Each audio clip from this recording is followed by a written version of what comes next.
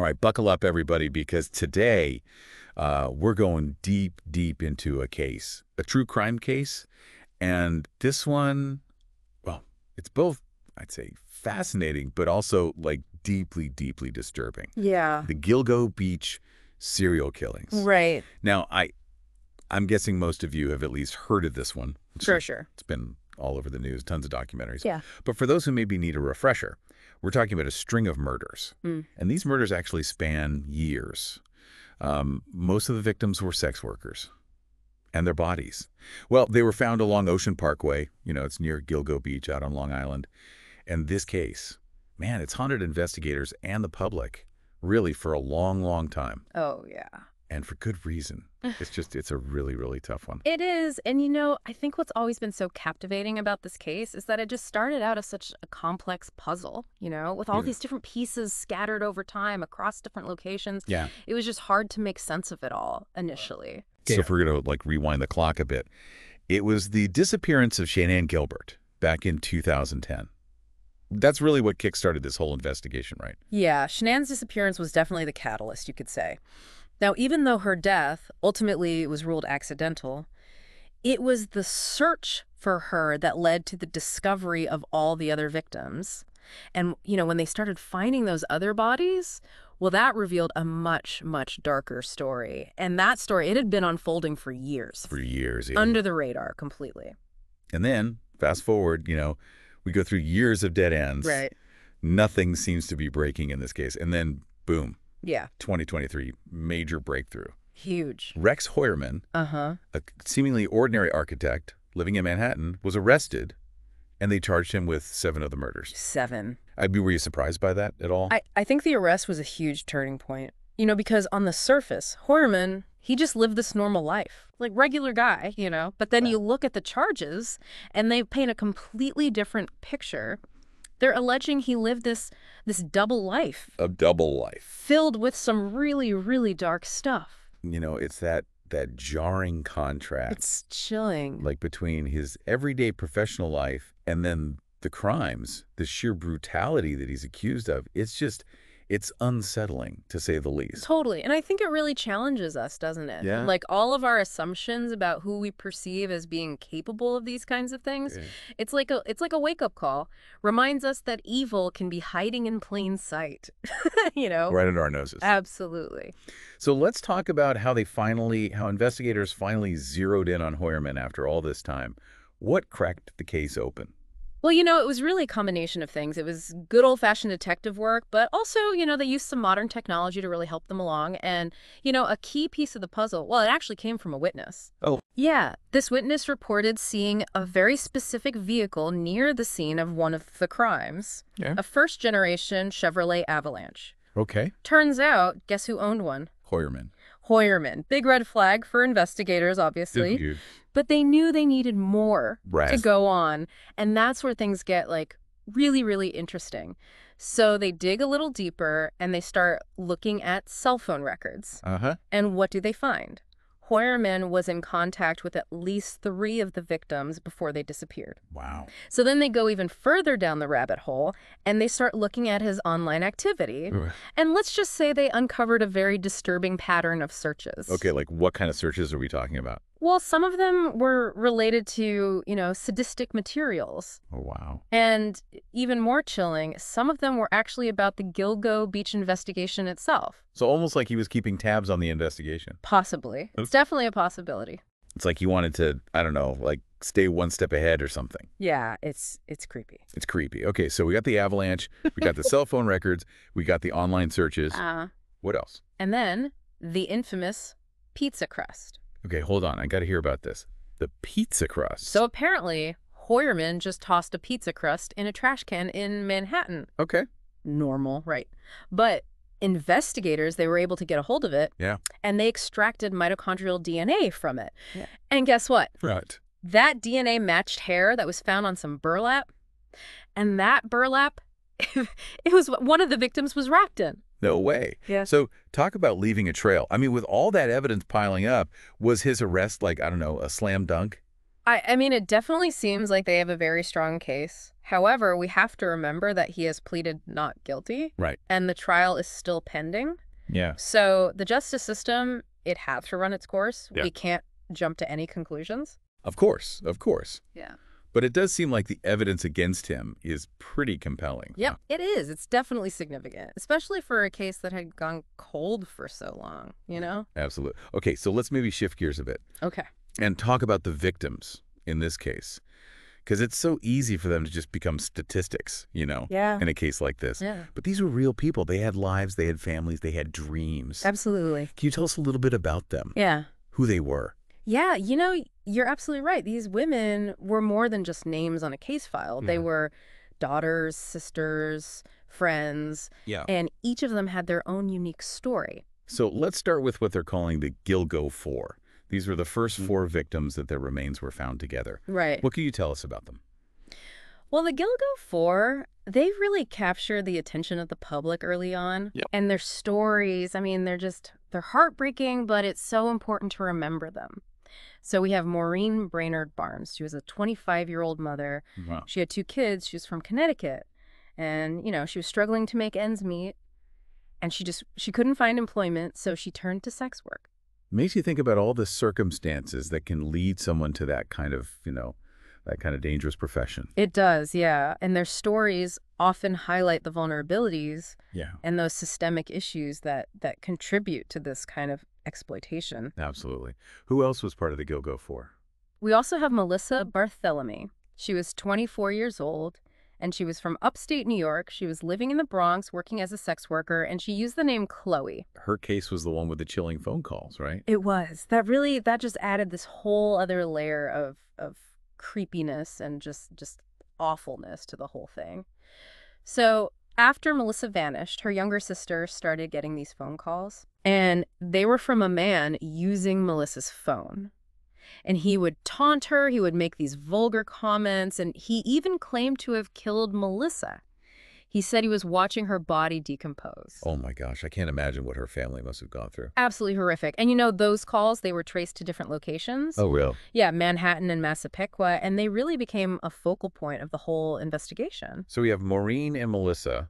Who are the other two? So then there's Megan Waterman. She was 22, from Maine. She was also a mother, had a young daughter. Oh, wow. And her story is it's really tragic because she actually was a victim of sex trafficking. It was orchestrated by her boyfriend. Oh, no. And she was advertising her services on Craigslist when she disappeared. Just awful. That's Devastating to think about how these women were exploited and preyed upon. It is.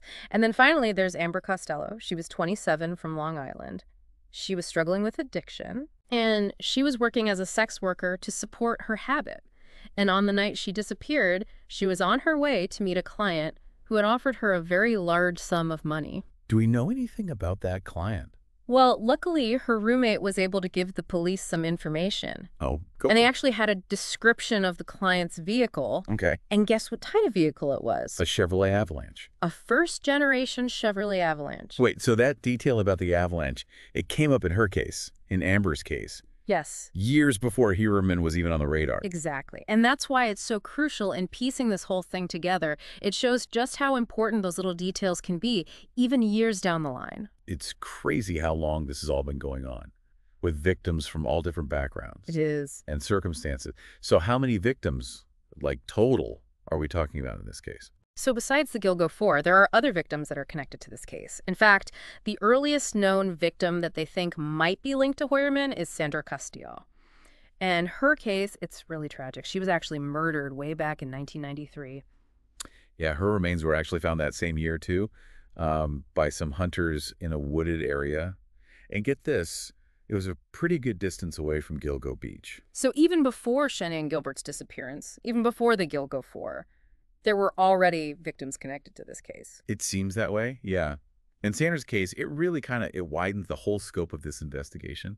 It suggests that Heuermann's crimes might actually stretch back even further, further than we currently know. It's a chilling thought. Makes you wonder just how long this could have been going on. Yeah, it does. It raises a lot of questions about the timeline of all these crimes. And it's not just Sandra. In 1996, another woman, Karen Vergata, she vanished.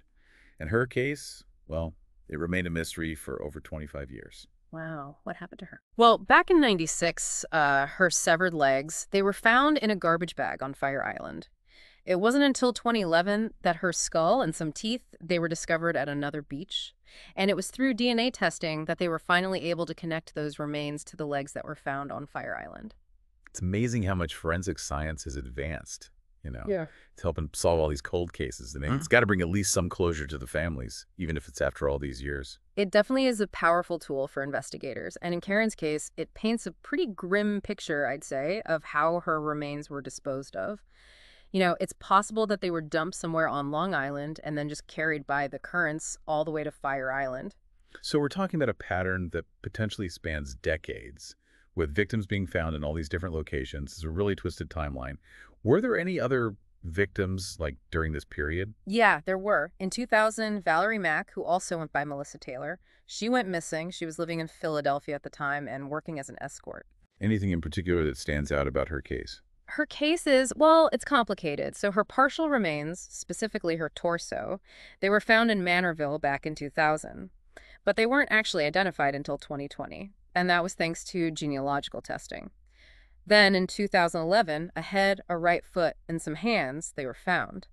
And initially, they thought these remains belonged to a different victim. But DNA analysis, it later linked those remains back to Valerie. So she was dismembered too, just like Karen Vergata, and her remains were scattered. That's what it looks like, yeah. And sadly, Valerie was never even reported missing, which makes her case even more heartbreaking, I think. Yeah, it's a sad reminder that some victims, they can go completely unnoticed. Their stories, they're just lost in the system. Absolutely. And the lack of a missing persons report, I mean, that makes these investigations so much harder. So we have Sandra Castilla in 93, Karen Vergata in 96, Valerie Mack in 2000. Were there any other victims before the Gilgo Four were discovered? Yeah, there was one more. In 2003, Jessica Taylor, she disappeared. She was 20 years old, living in Manhattan, and working as a sex worker. Any similarities to Valerie Mack's case? There are actually some chilling parallels. So Jessica's torso, it was also found in Manorville, just like Valerie's. And then in 2011, more of her remains were found along Ocean Parkway. So both women were dismembered, their remains were disposed of in a similar way in the same general area. It suggests a possible connection, for sure. It's like the killer was following a pattern, maybe becoming bolder, Yeah. maybe even more reckless. Yeah, that's definitely a possibility. And then in 2007, that's when Maureen Brainerd Barnes disappeared. She was the first of the Gilgo Four. So that brings us to the time when the investigation really started to ramp up. But now we've identified several other victims that disappeared that were murdered before that, and all of them potentially linked to Hoyerman. Are there any other victims that maybe haven't been definitively connected to him? Yeah, there are actually 3 victims who still remain unidentified: Peaches, Baby Doe, and Asian Doe. Peaches, in particular, her case has really intrigued investigators. Why is that? Tell me more about her. So back in 1997, the dismembered torso of a young African-American woman was found in a state park. And she had this really unique tattoo. It was a heart-shaped peach with a bite taken out of it. Hence the nickname Peaches. Exactly. And DNA testing later linked her to the remains of a baby. That's Baby Doe. And the baby was found in 2011 near the remains of Valerie Mack. And what's interesting is that both Peaches and Baby Doe were wrapped in blankets, which suggests that maybe there was an attempt to show some kind of care, even in the act of disposing of their bodies. It's like another layer of complexity in this case. Yeah. It's hard to really grasp the psychology of someone who can commit these crimes, but also demonstrate this, I don't know, almost a sense of tenderness. Yeah, it's perplexing, and it's an element that investigators have really struggled with for years. Trying to understand those motivations, the contradictions in these cases, it's a daunting task. Yeah, it's a lot to unpack. Okay, so we've talked about the victims, the timeline, the evidence against Hoyerman, but what about the investigation itself? I mean, there's been a lot of controversy surrounding how this case was handled. Unfortunately, yeah. The Gilgo Beach investigation has been, well, it's been plagued with setbacks and controversies. Where do we even begin with that? Let's go back to Shanann Gilbert's disappearance in 2010. Remember, it was Officer John Malier and his cadaver dog, Blue, who made that initial discovery that changed everything. Yeah, remind me what happened. Right, so Officer Malia was searching for Shanann, near Ocean Parkway, when Blue alerts him to a scent. That scent led them to the remains of Melissa Barthelemy, the first of the Gilgo Four. But the investigation that followed, well, it was anything but smooth. I remember reading something about the former Suffolk County Police Chief, James Burke. Hmm. Didn't he obstruct the FBI from getting involved in the case? You're exactly right. Burke was later convicted of assaulting a suspect and covering it up. And it's believed that he intentionally hindered the FBI's participation in the Gilgo Beach investigation, potentially for years. That's unbelievable. To think that corruption within law enforcement could have potentially slowed down this investigation it's just mind-blowing. Do we know what his motives were? There's been a ton of speculation about Burke's motives, but honestly, nothing concrete has ever been proven. Some people theorize that maybe he was trying to protect someone who was involved. Others believe he's just trying to control the narrative to maintain his department's authority over the investigation. Either way, it's a serious breach of trust. Yeah. And it definitely raises concerns about how the case was handled in those early stages. Absolutely. And the fallout from Burke's actions, well, it really had a lasting impact on the investigation. And then there's the whole controversy around Shanann Gilbert's death itself. Right. Her death was officially ruled an accident, but her family has always maintained that she was murdered. What evidence do they have to support that? Well, an independent autopsy was conducted by Dr. Michael Baden, who's a well-known forensic pathologist.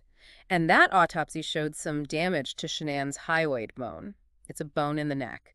And this damage, well, it could be indicative of strangulation. So even with the official ruling of accidental death, there are still some unanswered questions. Definitely, there are. And then the release of Shanann's 911 call in 2022, well, that just added to the mystery. What was so significant about that call? Well, in the call, Shanann is clearly panicked. She's distressed. She says that someone is after her, that they're trying to kill her. It's a really harrowing recording. It offers a glimpse into her final moments, and it definitely fuels the speculation that her death wasn't an accident. I can't imagine how difficult it must be for her family to hear that call, knowing that they may never have definitive answers about what happened. It is heartbreaking, yeah. And the lack of clear answers surrounding Shanann's death, well, it's just fueled all the theories and speculation around this entire Gilgo Beach case. It's a case that's captured the imagination of so many people. And with all these twists and turns, I'm sure there are a ton of theories out there. What were some of the more, prominent theories about the killer before Hoerman was arrested? Well, before Hoerman was even on their radar, there was a lot of speculation about the killer's profile and, their motives. What did that profile look like? Well, the general consensus among investigators was that they were looking for a white male, probably in his mid-20s to mid-40s, someone who was very familiar with Long Island, especially the South Shore. And they also believed that this person had access to burlap sacks because those were used to conceal some of the bodies. So Hoerman fits that profile, at least to some extent. Yeah. But does that mean he's responsible for all of the Gilgo Beach murders? That's the million-dollar question, isn't it? There's been a lot of debate among investigators about whether there might be multiple killers involved. What makes them think that? Well, just the sheer amount of time that these murders took place over, we're talking decades. And then the different ways the bodies were disposed of, even the varying levels of care that were taken with the victims' bodies. All of that points to the possibility that there might be more than one person involved. You mentioned John Bittrolff earlier. Wasn't he suspected of being involved at some point? Yeah, John Bittrolff is definitely another name that comes up a lot in connection with the Gilgo Beach case. He was a Suffolk County resident, and he was convicted of murdering 2 sex workers back in the 1990s. What made investigators think he might be connected to the Gilgo Beach murders? Well, there were some similarities between his crimes and the Gilgo Beach killings, specifically the fact that he lived in Manorville, which is where Jessica Taylor and Valerie Mack's torsos were found. But no direct evidence ever linked him to the Gilgo Beach case. So there's still a chance that there could be another killer out there. It's a possibility, yeah. It can't be ruled out. And even with Hoerman's arrest, there are still a lot of unanswered questions about these murders. It's almost as if this case is like a labyrinth, with twists and turns that lead to even more questions. You're right, and that's what makes it so compelling, but also so frustrating. It's a case that really gets under your skin, And one of the things that makes it so unsettling is that even with Hoerman's arrest, we're still left with this question, was he working alone? It's a question that investigators have been trying to answer for years, right? The possibility of multiple killers. Yeah, and when you look at the timeline, the murders, they happen over such a long period, we're talking decades, and the victims were found in different locations, and it seems like they were killed in different ways, too. Some were really carefully concealed, others were just left out in the open. It's hard to imagine that all of that could be the work of just one person. It's like trying to put together a puzzle. Yeah. But some of the pieces, they just don't fit. Mhm. Maybe there's more than one puzzle going on here. Right, and that's why it's so important to keep an open mind and consider every possibility. We can't assume that Hoyerman is responsible for every single victim. So even though they've arrested Hoyerman, it feels like the investigation is entering a whole new phase now. Oh, absolutely. They're still searching for answers, trying to connect the dots, and one of the biggest challenges they face is figuring out if there are more victims out there, people we don't even know about yet. I can't imagine what that must be like for the families of the victims, knowing that there might be others who are still missing. It's got to be incredibly difficult, and it really highlights how important it is to keep investigating, even when it seems like they've had a big breakthrough. It's a case that keeps evolving. It makes you wonder if we'll ever have all the answers, or if some parts of this mystery will just always remain unsolved. That's often the case with these really complex investigations. They often leave us with more questions than answers. But even if we don't have the complete picture, we can still learn a lot from cases like this. We can try to understand criminal behavior better, and hopefully that can help prevent similar tragedies from happening in the future. This deep dive has been really insightful, but it's definitely left me with a feeling of unease. The thought that there might be more victims out there, more families who have been through this unimaginable pain, it's just heartbreaking. I know what you mean. It's a case that stays with you. But it's so important to remember the victims and to honor their memories. We have to keep pushing for answers and for justice. You're right. We can't let their stories be forgotten. And hopefully with more investigation and with the public staying aware of this case, we can prevent something like this from happening again. Exactly. Awareness is key. The more we understand about complex cases like this, the better equipped we are as a society to protect ourselves and each other. This deep dive has been a stark reminder of just how dark things can get. But it's also shown how dedicated investigators are and how important it is to keep fighting for justice no matter how difficult it might be. Well said. And I hope that everyone listening will continue to learn about this case and others like it keep asking questions and seeking answers and never forget the victims. Their stories deserve to be heard. Thank you for joining us for this deep dive into the Gilgo Beach serial killings. It's a case that will undoubtedly continue to fascinate, frustrate, and haunt us for many years to come. And we encourage all of you to keep exploring this case on your own, to never stop seeking the truth.